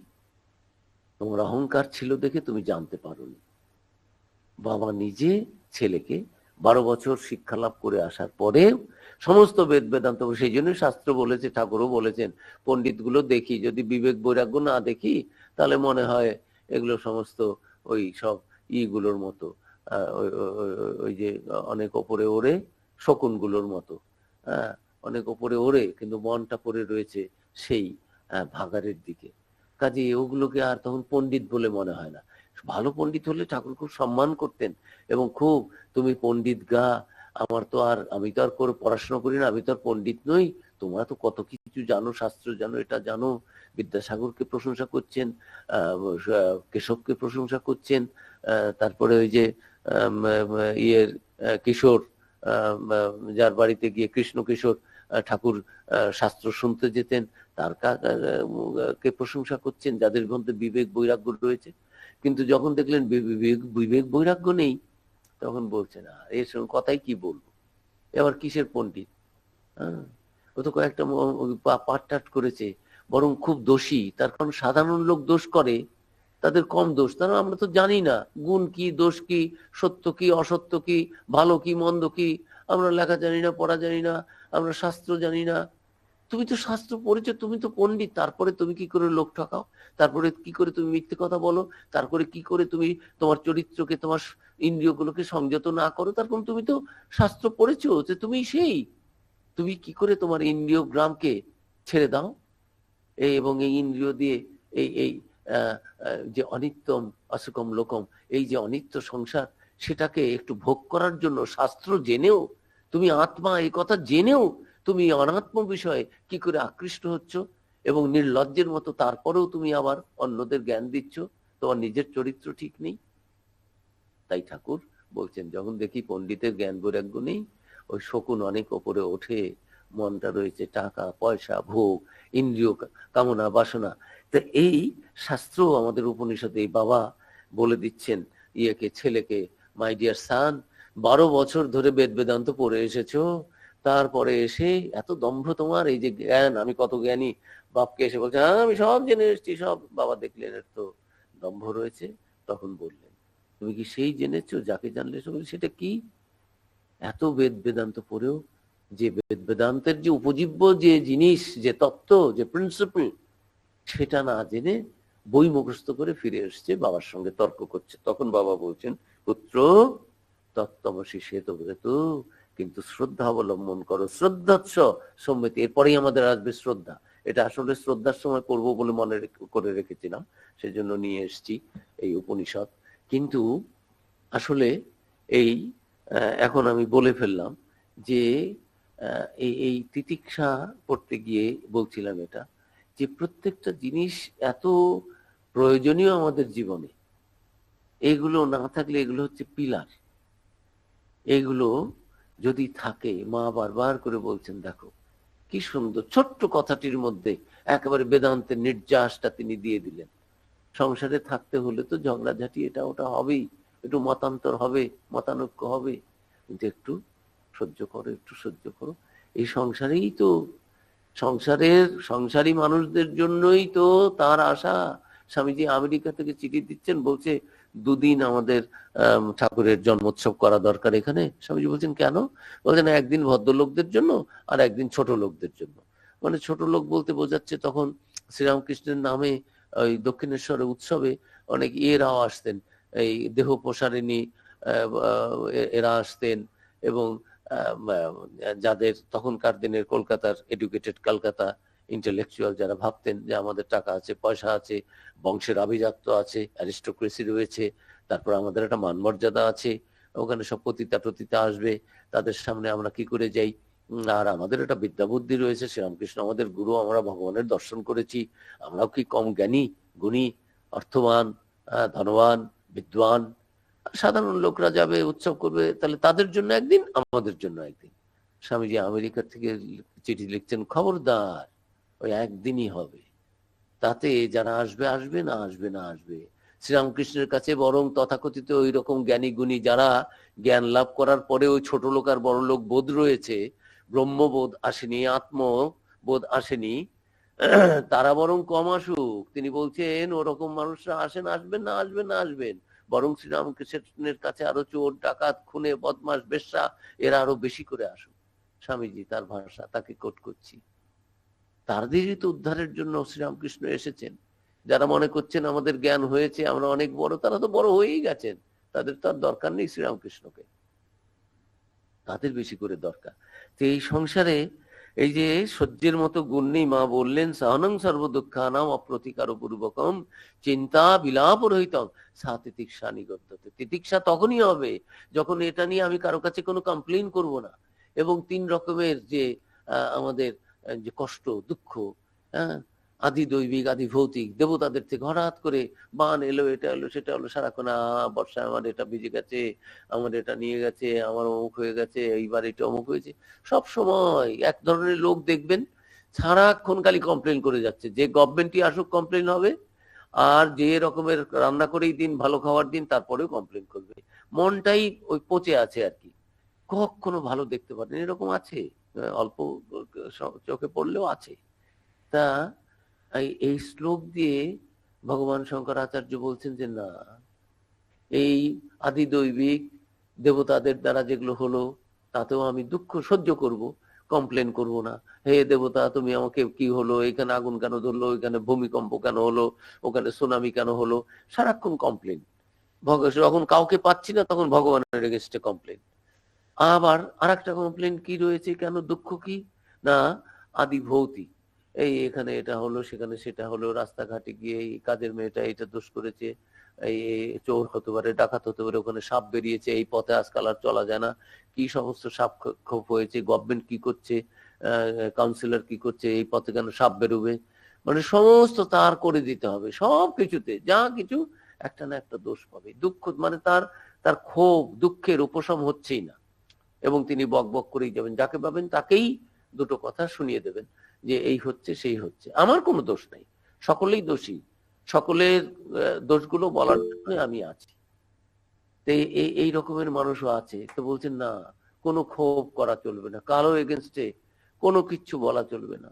সহনং সর্বদুঃখানাম, আদি দৈবিক আদি ভৌতিক, তারপরে কি বলছেন, আধ্যাত্মিক। আমার নিজের জ্বর হতে পারে, মনের মধ্যে কত রকমের কষ্ট, ওইটাই তো আসল আমরা ভুগি। পাশের বাড়ির ছেলেটা কেন ফার্স্ট হলো, আমার ছেলেটা কেন ফার্স্ট হলো না, একসঙ্গেই তো স্কুলে যায়। পাশের বাড়ির লোকটা নতুন গাড়ি হয়েছে, আমাদের কেন গাড়ি হচ্ছে না। পাশের বাড়ির ভদ্রলোকের স্ত্রীর বড় গয়না হয়েছে, আমার স্বামী কেন আমাকে গয়না দিচ্ছে না। এইরকম আমি জাস্ট বলছি, সব মায়েরাই এরকম সেটা বলছি না, মানে আছে এরকম, এগুলো নিয়েও সংসারে ঝগড়া হয়। তা মা কি সুন্দর বললেন, সহ্যের সমান গুণ নেই আর সন্তোষের সমান ধন নেই। এখানে শঙ্করাচার্য কি অপূর্ব শ্লোকের মধ্য দিয়ে বলছেন যে এটা একটু বিলাপ করা চলবে না, তাহলে তিতিক্ষা হলো। আর এই তিতিক্ষা যদি তুমি লাভ করতে পারো, তাহলে তুমি হ্যাঁ এক ধাপ এগিয়ে গেলে সেই পথে যাকে লাভ করার জন্য আমরা এই মনুষ্য জীবন পেয়েছি। তা এটা এইরকম যদি অবস্থা হয়, কোন রকম দুশ্চিন্তা আমি কোনো করব না, যতই দুঃখ কষ্ট আসুক আমি ঠিক তার মধ্যে। স্বামীজি কোথাও কমপ্লেন করেছেন? একা একা বেরিয়ে গেছেন, সারা বিশ্ব ঘুরেছেন একটা বস্ত্রহীন অবস্থায়, কোনো কোনো একটা কম্বল টম্বল গায়ে কিছু নেই, একটা আমেরিকার শিকাগো শহরের শীতের মধ্যে ইয়েতে বসে একটা ওই কার্টুন বক্সের মধ্যে বসে ট্রেনের কম্পার্টমেন্টে মালগাড়ির মধ্যে বসে শীত রাত কাটাচ্ছেন। কার কাছে তিনি কমপ্লেন করবেন? কে আমাকে এরকম টাকা পয়সা না দিয়ে আমেরিকায় পাঠালো? আমার গুরু কি করলো? কেন আমাকে বললো? আমার শিষ্যরা কেন আরো টাকা পয়সা কেন করে দিল না? No, never complain. সব কিছু জেনে আমি একটা সত্য জেনেছি, as Buddha had a message for the East, I do have a message for the West and I must deliver it without any prejudice. বলে দিলেন, আমাকে চাপ দিয়ে থামানো যাবে না। আমি যে সত্য জেনেছি সকলের মধ্যে সেই ব্রহ্মের শক্তি, দেবত্ব, আমি সেটা বলবো। আমাকে বাধা দেওয়া যাবে না। ওই পাদ্রি ভাদ্রি দিয়ে আমাকে কোনো কাজ হবে না। কে কি করলো না করলো, কি করবে? মেরি হেল বলছে, স্বামীজি আপনি কিছু বলবেন না, আপনার প্রাণ পর্যন্ত সংশয়, ওরা মেরেও ফেলতে পারে আপনাকে। বলছে, হোয়াট? আমি অমৃতের সন্তান, আলোক সন্তান, আলোর সন্তান। আমরা আমরা কিসের ভয় পাই? আমরা কি জীবন মৃত্যু পায়ের ভৃত্য? ওই ভয় দেখাচ্ছে আমাকে? কি করবে? আমাকে মারবে? কে মারে? আমি কি দেহ? সত্য আমি বলবোই। আমি অনেক অ্যাডজাস্ট করার চেষ্টা করেছি, কম্প্রোমাইজ করার চেষ্টা করেছি, সবাইকে খুশি রাখার চেষ্টা করেছি, but when it came to compromise with the truth, I could not. আমি দেখেছি আমি পারি না, ওটা আমি পারবো না। আর আমার এখন জীবন শেষ। আর যে কদিন বেঁচে আছি, আমি জানি এতদিন ধরে যিনি আমাকে ই করেছেন, রক্ষা করেছেন, আমাকে হাতে ধরে নিয়ে গেছেন, এখন এখন তিনি আমাকে আবার ঠিক ঠিক নিয়ে যাবেন। আমাকে আর তুমি ই করতে বলুন। আমি আর এই বয়সে সত্যের সঙ্গে এই করতে পারবো না, কম্প্রোমাইজ করতে পারবো না অসত্যের সঙ্গে। সত্যকে বাদ দিয়ে nothing at the cost of. সেই জন্যই স্বামীজি বলেছেন, সত্যের জন্য সবকিছু ত্যাগ করা যায়, কিন্তু কোনো কিছুর জন্যই সত্যকে ত্যাগ করা যায় না। তা এরপরে এই তিতিক্ষার পরে রয়েছে আর একটি অপূর্ব জিনিস। তিতিক্ষার পরে আসবে শ্রদ্ধা। সেটাও শাস্ত্রস্য, এটা না থাকলেও হবে না। শাস্ত্রস্য গুরুবাক্যস্য সত্য বুদ্ধি অবধারণম শ্রদ্ধা কথিতা সদ্ভি ইয়া বস্তু উপলভ্যতে। শাস্ত্রস্য গুরুবাক্যস্য সত্য বুদ্ধি অবধারণম শ্রদ্ধা কথিতা সদ্ভি ইয়া বস্তু উপলভ্যতে। অপূর্ব সুন্দর শ্রদ্ধা। শ্রদ্ধা কি? শাস্ত্র ও গুরুবাক্যের সত্যতায় দৃঢ় বিশ্বাস রাখা এবং অন্তরে সেই বিশ্বাসকে দৃঢ়ভাবে গ্রহণ করাকে জ্ঞানীরা শ্রদ্ধা বলেন। আমি বলছি না, যারা জ্ঞান লাভ করেছেন তারা বলেছেন যে তোমাকে শ্রদ্ধাও পেতে হবে, থাকতে হবে, প্র্যাকটিস করতে হবে। কি শ্রদ্ধা? শাস্ত্রেও। আর ধরো এই সমস্ত কি বাজে কথা বলেছে উপনিষদে, এর কোনো মানে আছে? এই কথামৃতে ঠাকুর বলেছেন, কোনো এগুলো সব বাজে কথা। এগুলো হয় সম্ভব? আরে বাবা, what is not possible for you is not possible for the whole world. আমি যা জানি তার নাম জ্ঞান, আমি যা জানি না তার নাম অজ্ঞান। এই তো অদ্ভুত। এই যারা এই ফিজিক্যাল সায়েন্সে জ্ঞানী হন তাদের ওই রকম অহংকার হয়। আমরা যেটা জেনেছি, আমরা বিজ্ঞানী, এর বেশি কিছু নেই, এর বাইরে জগৎ আছে তোমরা জানো না। কত রকমের অধ্যাত্ম নিয়ে যারা থাকেন তাদেরও যেমন কুসংস্কার হয়। আমরা জানি, আমি সব জানি, আত্মার জ্ঞান যার নেই সে কিছুই জানে। আরে বাবা, ফিজিক্যাল সায়েন্স একটা সায়েন্স, আর তোমার স্পিরিচুয়াল সায়েন্স একটা সায়েন্স। তুমি ওটা নিয়ে বলছো, তার মানে এটা জল গায়ে পড়লে গা ভিজবে, বাতাসে শুকোবে, এগুলো ফিজিক্যাল সায়েন্সের নিয়ম। 10 তলা থেকে লাফ দিলে হাড়গোড় সব ভেঙে যাবে, ওপর দিকে যাবো না, ভাসবো না, নিচে পড়েই সব ভাঙবে। গ্র্যাভিটেশন, ল অফ গ্র্যাভিটিতে আমাদের নিয়ে আসবে, হাড়গোড় ভাঙবে, প্রাণ যাবে। এগুলো মানতে হবে।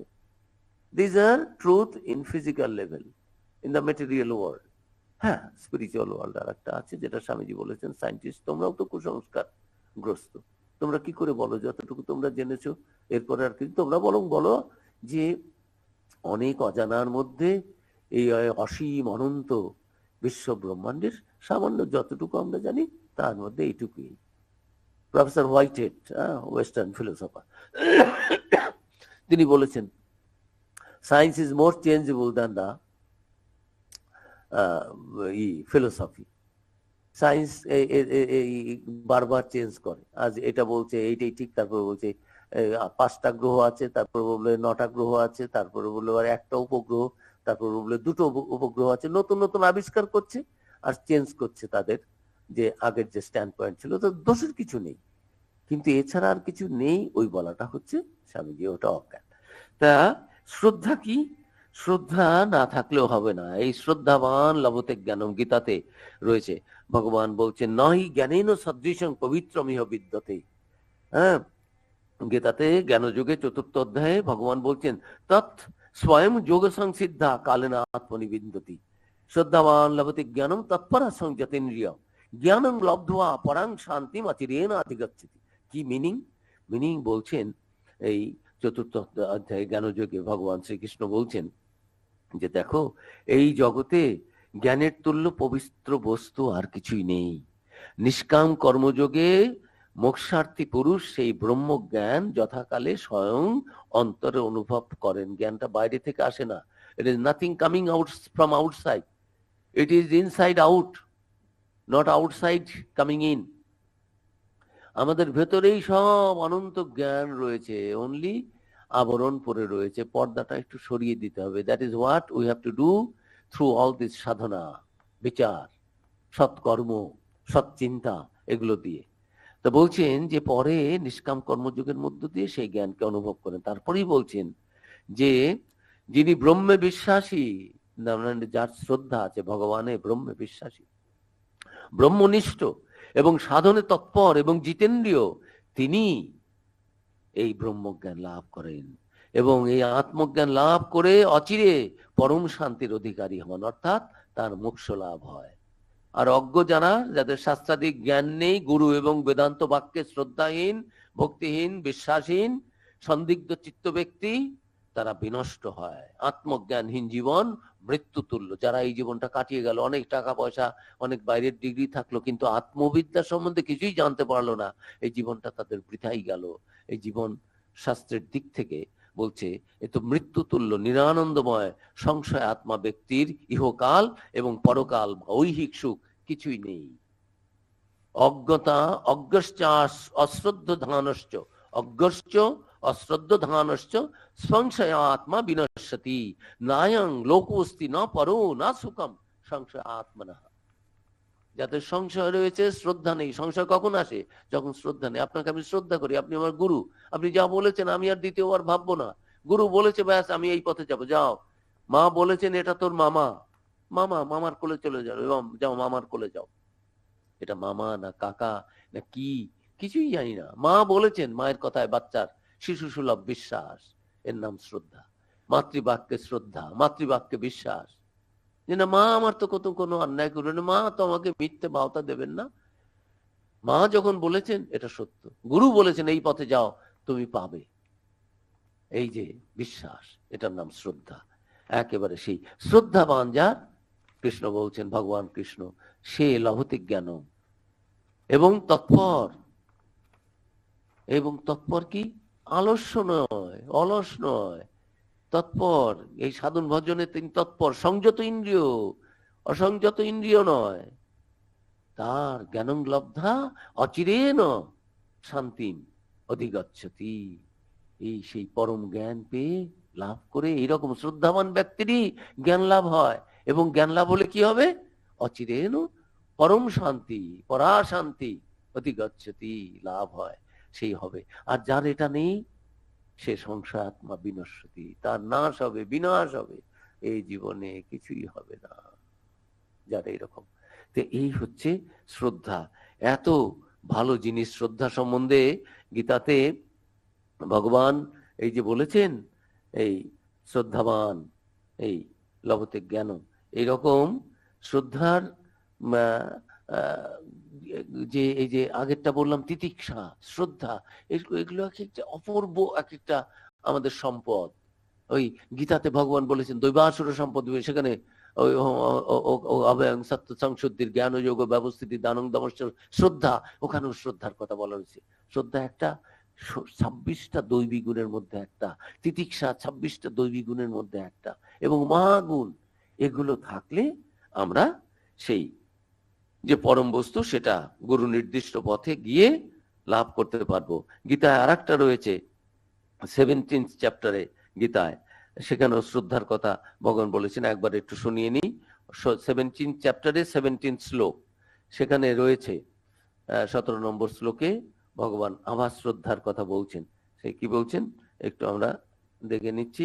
শ্রদ্ধয়া পরয়া তপ্তম তপস্তাৎ ত্রিবিধং নরই অফলাকাঙ্ক্ষীভির যুক্তই সাত্বিকাং পরিচাক্ষতে। মানে কি? মানে হচ্ছে যে শরীর, বাক্য ও মন দ্বারা অনুষ্ঠিত 3 প্রকার তপস্যাই যে সাত্বিকাদি ভেদে 3 প্রকার, তাই এই শ্লোকে তিনি বলছেন ফলাকাঙ্ক্ষা শূন্য ও একাগ্র চিত্ত ব্যক্তি কর্তৃক পরম শ্রদ্ধার সঙ্গে অনুষ্ঠিত সেই পূর্বোক্ত ত্রিবিধ তপস্যা সাত্বিক তপস্যা বলে কথিত হয়। তপস্যার মধ্যেও নানান রকমের, শ্রদ্ধা ভেদে 3 রকমের তপস্যা, তামসিক তপস্যা, রাজসিক তপস্যা, সাত্বিক তপস্যা। সাত্বিক তপস্যা কোনটা? শ্রদ্ধা সহকারে যেটা করা। আমি তপস্যা করছি, লোকজন আসুক দেখুক, অনেক ঢাক ঢোল পিটিয়ে সবাই দেখছে আমি কত তপস্যা করি, ওটা রাজসিক তপস্যা। এরকম বলেছেন রাজসিক। শ্রদ্ধাত্রয় বিভাগ যোগ 70th চ্যাপ্টার, সেখানে ভগবান বর্ণনা করেছেন এই শ্রদ্ধা সহ যে তপস্যা, সেই তপস্যা হচ্ছে সাত্বিক, শ্রেষ্ঠ। বাকিগুলো কিন্তু সেটা না। কাজে শ্রদ্ধা একটা অপূর্ব জিনিস। আর একটা 18 অধ্যায়ে গিয়েও আবার ভগবান শ্রীকৃষ্ণ শ্রদ্ধা সম্বন্ধে বলেছেন। কি বলেছেন? 18 অধ্যায়ের 71 নম্বর শ্লোকে একেবারে শেষে গিয়ে অর্জুনকে তিনি জিজ্ঞেস করছেন যে অর্জুন, তুমি শ্রদ্ধা সহকারে এগুলো শুনেছো তো সব? শ্রদ্ধা সহকারে এই যে আমি গীতা যে বললাম না, এটা যদি কেউ শ্রদ্ধা সহকারে শোনে তাহলে তো মুক্ত হয়ে যাবে। তুমি কি আমার কথাগুলো শ্রদ্ধা নিয়ে শুনেছো? ভগবান অর্জুনকে, বন্ধুকে জিজ্ঞেস করছেন। শ্রদ্ধাবান অননুসূয়শ্চ শৃণুয়াদপি ও নারা সোপি মুক্ত শুভান লোকান প্রাপ্নুয়াৎ পুণ্য কর্মণাম। অর্থাৎ যিনি শ্রদ্ধাবান এবং অসহাশূন্য হয়ে এই গীতা শাস্ত্র অর্থবোধ না হলেও, অর্থ বোঝার দরকার নেই অর্জুন, কেবলমাত্র শ্রবণ করেন শ্রদ্ধা নিয়ে এবং আমার প্রতি কোনো বিদ্বেষ থাকবে না, ভক্তি যুক্ত হয়ে যিনি শ্রদ্ধার সহ শ্রবণ করবেন, শুধু অর্থ বুঝতে হবে না অর্জুন, তিনিও চিরতরে মুক্ত হয়ে যাবেন। পুণ্য কর্মকারীগণের প্রাপ্য যে শুভলোক, সেটা তিনি প্রাপ্য হন। শ্রদ্ধার সাথে যিনি এই গীতা শ্রবণ করবেন, তিনিও মুক্ত হয়ে যাবেন। কে বলছেন? ভগবান। তারা বাচালতা করার জন্য আসেননি, বাজে কথা বলার জন্য আসেননি। আমরা একটা ভালো কথা বলি তো 999টা বাজে কথা বলি। তারা প্রত্যেকটি কথা, এগুলো শ্লোক, এগুলো মন্ত্র, একটা শব্দ এদিক ওদিক করা যাবে না। বলছেন শ্রদ্ধা সহকারে তপস্যা করলে সেটা হচ্ছে সাত্বিক তপস্যা, শ্রেষ্ঠ তপস্যা। সাধন ভজন শ্রদ্ধা নিয়ে করো। আবার এই শ্রদ্ধা সহকারে যদি তুমি শাস্ত্র পাঠ করো, তুমি মুক্তি লাভ করবে। সে গীতার কথা উনি বলেছেন, গীতার কথা বলছে, আমি চণ্ডীর কথা বলছি এখানে। চণ্ডীও যদি আমরা এরকম পাঠ করি, বা যে কোনো শাস্ত্র, কঠোপনিষদ, ঈশোপনিষদ, যে কোনো বেদ, বেদান্ত, কথামৃত, ভাগবত, শ্রদ্ধা নিয়ে, ভক্তি নিয়ে, ভগবানের বিশ্বাস নিয়ে যে এই কথাগুলো সত্য, আমি যদি এগুলো পালন করতে পারি, তাহলে আমারও সেই পরম ব্রহ্ম, পরমাত্মা, পরম জ্ঞান আমারও লাভ হবে, পরাভক্তি আমারও লাভ হবে। এই যে মনের যে অবস্থা, এই শ্রদ্ধা। আর যত দুঃখই আসুক আমার এই সাধন পথে, বিঘ্ন আসুক, বুদ্ধদেব বলেছিলেন ইহা আসনে সুস্থ মে শরীরং তগস্তি মাংসং প্রলয়ঞ্চ জাত অপ্রাপ্য বোধিং বহুকল্পসাদ। আমি এই যে আসনে বসেছি, আমি উঠছি না যতক্ষণ পর্যন্ত না আমার জ্ঞান লাভ হবে। আমি সহ্য করব তিতিক্ষা, আসুক, দেহ পুড়ে খাক হয়ে যাক, জ্বলে যাক, আমার চামড়া, মাংস, হাড় গলে যাক, আমি উঠবো না। এর নাম হচ্ছে সংকল্প করে তিতিক্ষা, তপস্যা। এগুলো এই যে তিতিক্ষা, শ্রদ্ধা, ভক্তি, ভগবানের বিশ্বাস, বিবেক, বৈরাগ্য, মনের সংযম, বহিরিন্দ্রিয়ের সংযম, এগুলো করে করে আমরা যদি যেতে পারি, তাহলে আমরা সেই সত্য লাভ করব। আর এই সমস্ত কথাই উপনিষদে রয়েছে। স্বামীজি বলেছেন, উপনিষদের একটা অপূর্ব কথা দিয়ে শেষ করি। স্বামীজি বলেছেন, সমগ্র জীবনে আমি এই মহা শিক্ষা পাইয়াছি। উপনিষদ বলিতেছেন, হে মানব, তেজস্বী হও, দুর্বলতা পরিত্যাগ করো। মানুষ কাতর ভাবে জিজ্ঞাসা করে, আমার কি দুর্বলতা নাই? উপনিষদ বলছেন, আছে বটে, কিন্তু অধিকতর দুর্বলতা দ্বারা কি এই দুর্বলতা দূর হইবে? ময়লা দিয়া কি ময়লা দূর হইবে? পাপের দ্বারা কি পাপ দূর করা যায়? উপনিষদ বলিতেছেন, হে মানব, তেজস্বী হও, তেজস্বী হও, উঠিয়া দাঁড়াও, বীর্য অবলম্বন করো। জগতের সাহিত্যের মধ্যে কেবল উপনিষদেই অভি এই শব্দ বারবার ব্যবহৃত হয়েছে। আর কোন শাস্ত্রে ঈশ্বর বা মানবের প্রতি অভি বা ভয়শূন্য হও এই বিশ্লেষণ যুক্ত প্রযুক্ত হয় নাই। অভি ভয়শূন্য হও, স্বামীজি আমি কোট করলাম। আবার শোপেনহাওয়ার বিশিষ্ট জার্মান বৈজ্ঞানিক দার্শনিক, তিনি বলছেন, উপনিষদ ব্যতীত সারা পৃথিবীতে হৃদয়ের উন্নতি বিধায়ক আর কোনো গ্রন্থ নাই। উপনিষদ ব্যতীত সারা পৃথিবীতে হৃদয়ের উন্নতি বিধায়ক আর কোনো গ্রন্থ নাই। জীবৎকালে উহা আমাকে সান্ত্বনা দিয়াছে, মৃত্যুকালে উহাই আমাকে শান্তি দিবে। জার্মান দার্শনিক শোপেনহাওয়ার। আমাদের ছেলে মেয়েদের এগুলো পড়ানো হয় না। আমাদের সেকুলার এডুকেশন করে দিয়ে আমাদের ছেলে মেয়েগুলোর মনগুলোকে সিক করে দেওয়া হচ্ছে, সিকুলার হয়ে যাচ্ছে। SICK, secular education. কোনো চিন্তা নাই, ভাবনা নাই। বেদান্তের মতো এইরকম ইউনিভার্সাল ট্রুথ, এগুলো আবার কখনো কোন ধর্মের মধ্যে আবদ্ধ আছে এটা হিন্দু ধর্ম বলে বলা যায়? সদা সত্য কথা বলে এর আবার হিন্দু, মুসলিম, বৌদ্ধ, খ্রিস্টান কি, জৈন কি, পার্সি কি? এই বেদান্তের কথা ইয়াং ছেলে মেয়েদের মধ্যে আনার দরকার। আত্মার কথা, জ্ঞানের কথা, পবিত্রতার কথা, আত্মশক্তির কথা, যেটা স্বামীজি বলেছেন। তাই এই আচার্য শঙ্কর আমাদের কিছু কিছু তুলে আনছেন বেদ বেদান্ত উপনিষদ থেকে। আমরা এগিয়ে যাব, আজকে এখানে শেষ করি। ওম শান্তি শান্তি শান্তি, হরি ওম তৎসৎ। শ্রীরামকৃষ্ণ অর্পণমস্তু। রাম মহারাজ। প্রণাম মহারাজ। নমস্কার।